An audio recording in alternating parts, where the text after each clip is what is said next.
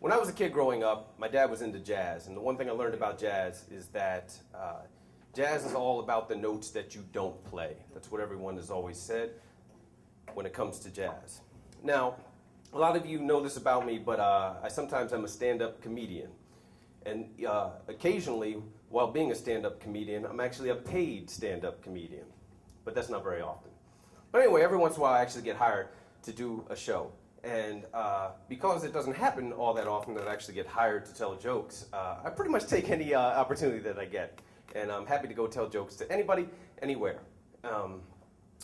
I started out doing a lot of open mics. I still do a lot of open mics, and I'll gladly tell my jokes for free. But if someone is willing to pay money to me to tell those same jokes to people, I jump at the opportunity. So after an open mic where I did particularly well, a gentleman came up to me, and he said, "Hey, I'm putting together a party. I would like for you to come and tell jokes. I'll be able to pay you." I said yes. I probably should have asked more questions, but I said yes right then. So a few months went by.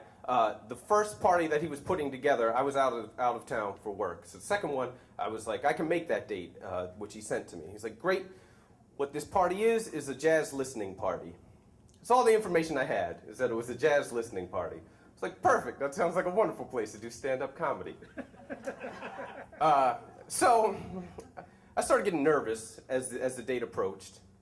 And I headed down to the space where this was going to take place in Philly. And it was like a dance recital center kind of place. And I walked into a room where there were like 5 girls like dancing, ballet style. And I was like, I think I might be in the wrong room. I was like, is this where I'm supposed to be? And they're like, no, you're next door. So I went next door, and it basically was a party. And there were a lot of people there, and they were all just kind of drinking and eating snacks and listening to jazz CDs.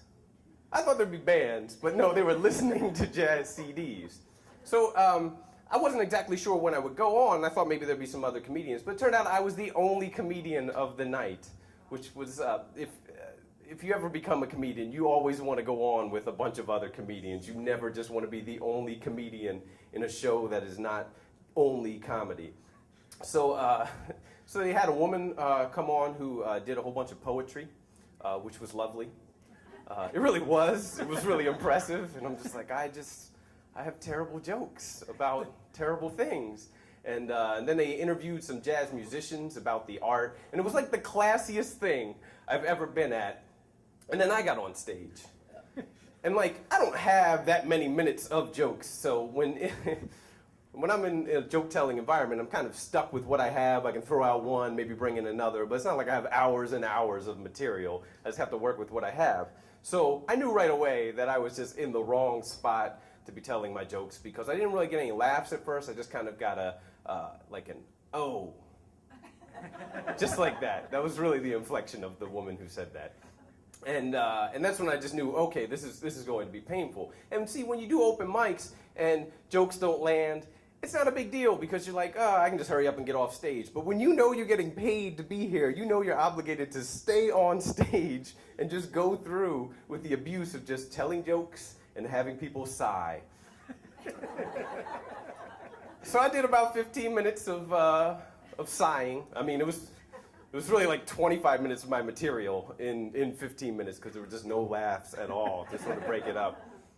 And everyone was really polite. Like, I don't want to make it sound like they weren't really nice. It was not the right place for me to be telling jokes. So I got off stage, and then I had to wait around awkwardly through sort of the whole party to eventually get paid. And I was telling my friend about that, and he's a comedian. He said, well, you know what they say about telling jokes. It's the jokes that you don't tell. So I probably should have heeded that advice when going to the jazz party. All right, that's my story, everybody. I warmed us up with that.